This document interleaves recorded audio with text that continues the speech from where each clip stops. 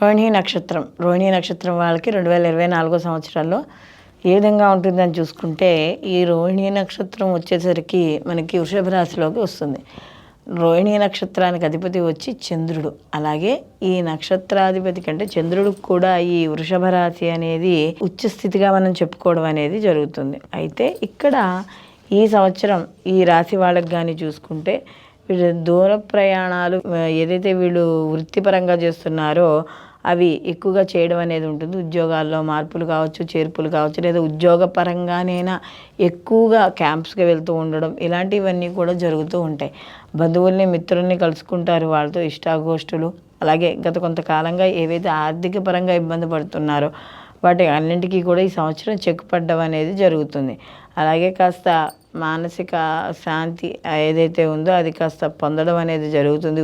ఉద్యోగ సంతాన ప్రాప్తి, అలాగే ఎవరైనా విదేశీ యానం వెళ్ళదలుచుకున్న వారికి విదేశీ యానము, అలాగే ధనలాభము, ప్రతి పనిలోనూ కూడా ఏదో ఒకటి సాటిస్ఫాక్షన్ వెతుక్కుంటూ ఉండడం, ఇలాంటివన్నీ కూడా జరుగుతూ ఉంటాయి. అలాగే ఇక్కడ దూర ప్రయాణాలతో పాటుగా మీరు తీర్థయాత్రలు చేయడం, కాస్త ఈ యొక్క సత్కార్యక్రమాల్లో పాల్గొనడం, ధర్మబద్ధమైన కార్యక్రమాల్లోనూ ఇలాంటి వాటిల్లో పాల్గొనడం అనేది జరుగుతుంది. అలాగే దూర ప్రయాణాలు కానీ చూసుకుంటే, అంటే ఉద్యోగాల్లో మార్పుల వల్ల దూర ప్రయాణాలు ఎప్పుడు చేస్తూ ఉండడం అనేది జరుగుతుంది. దానివల్ల కాస్త అలసట, అలాగే వైవాహిక జీవితంలో కూడా మంచి అనుకూలత ఉండడం అనేది జరుగుతుంది. అలాగే వివాహం కాని వారు ఎవరైనా ఉంటే వారికి వివాహం అయ్యే సూచనలు. అయితే ఇక్కడ కొత్తగా వివాహం అయిన వాళ్ళకి మరింత అనుకూలత ఎక్కువగా ఉండడం అనేది జరుగుతుంది. అలాగే ఇక్కడ ముఖ్యంగా ఎవరైతే ప్రేమ వ్యవహారాలకు సంబంధించినవి ఉన్నాయో అవి కాస్త వాటిని ఎవరినైనా కలగజేసుకుని వాటిని ఒక కొలుక్కు తీసుకురావాలి, లేకపోతే అనవసరంగా మోసపోయే అవకాశాలు అనేవి కనబడుతున్నాయి. అలాగే ఇక్కడ ముఖ్యంగా ప్రమోషన్లు కావచ్చు, ఇంక్రిమెంట్లు కావచ్చు, మంచి ఫలితాలు పొందడం అనేది జరుగుతుంది. అలాగే వృత్తి భాగస్వామిలో కావచ్చు, లేకపోతే ఈ యొక్క భాగస్వామి వ్యాపారంలో కావచ్చు, వాటెవర్ ఇట్ ఏదైనా సరే ఇక్కడ వీళ్ళకి ఏప్రిల్ తర్వాత నుంచి కాస్త అనుకూలంగా ఉండడం అనేది జరుగుతుంది.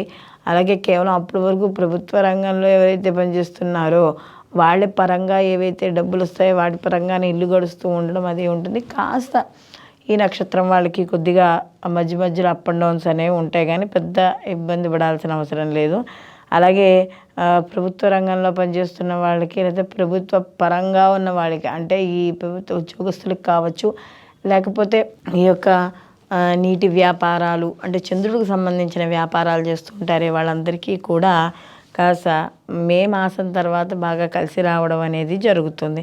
అలాగే నూతన గృహాలు, వాహనాలు, భూములు కొనుగోలు చేయాలనే ఆలోచనలు రావడం, ఇలాంటివి కూడా జరుగుతూ ఉంటాయి. అలాగే రుణాలు చేసే విషయంలో మాత్రం జాగ్రత్త అనేది చాలా అవసరం. ఎందుకంటే ఏదో రుణాలు వస్తున్నాయి కదా అని చేసేసేవో ఇంట్లో వస్తువులు అన్నీ కొనేసుకుంటే దాంతో అది ఇబ్బంది పడే సూచనలు ఉంటాయి. కాబట్టి రుణాలు చేసే విషయంలో కాస్త జాగ్రత్త వహించుకోవాలి.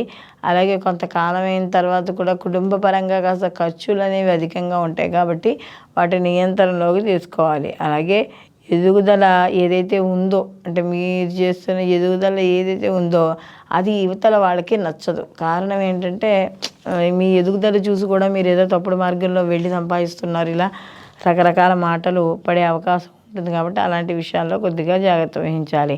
అలాగే విదేశీయానము, అలాగే విదేశాల్లో చదువుకునే దూర విద్య వీళ్ళందరికీ కూడా అనుకూలంగా ఉంటుంది. నిరుద్యోగులకు మంచి అవకాశాలు రావడం అనేది జరుగుతుంది. వివాహ విషయంలో చిన్న చిన్న ఇబ్బందులు ఉన్న వైవాహిక జీవితంలో అవన్నీ కూడా తొలగిపోవడం అనేది జరుగుతుంది. అలాగే ఇక్కడ ఆస్తిపాస్తుల విషయాలు, అలాగే తల్లి ఆరోగ్య విషయాల్లో మాత్రం ఇక్కడ తప్పనిసరిగా జాగ్రత్త అనేది వహించుకోవాలి. మొత్తం మీద ఈ రాశివారికి కానీ ఎక్కువగా చూసుకుంటే ఈ భార్యాభర్తల అన్యోన్యత మధ్య కావచ్చు, వాటిలో కూడా చాలా అనుకూలంగా ఉండడం అనేది జరిగింది. అయితే ఇక్కడ 2024 సంవత్సరంలో నూతన వ్యాపారాలు ఎవరైతే పెడుతున్నారో ఆ నూతన వ్యాపారాలు పెట్టేవాడు మాత్రం కాస్త అనుభవజ్ఞుల యొక్క సలహాలు, అలాగే ఇక్కడ మీకు ఏదైనా పెట్టుబడి పెట్టేటప్పుడు దానికి సంబంధించిన హిస్టరీ చూడడం ఎలా ఉంది ఏంటి ఇవన్నీ కూడా గుర్తుపెట్టుకుని ప్రతి పనితోనూ ముందుకు వెళ్ళడం అనేది మంచిది. అలాగే వీళ్ళకి కానీ మొత్తం మీద చూసుకుంటే ఇక్కడ ఈ యొక్క గురుబలము ఈ సంవత్సరం సరిగ్గా లేకపోవడం వల్ల కాస్త ఆర్థికపరమైన ఖర్చులు కూడా కనపడతాయి. ఆర్థిక వృద్ధితో పాటు ఖర్చులు కూడా ఇక్కడ కనపడడం అనేది జరుగుతుంది. కాబట్టి మొత్తం మీద ఏదైనా సరే రోహిణీ నక్షత్రం వాళ్ళకి 2024 సంవత్సరంలో అనుకూలమైన ఫలితాలే గోచరిస్తున్నాయి.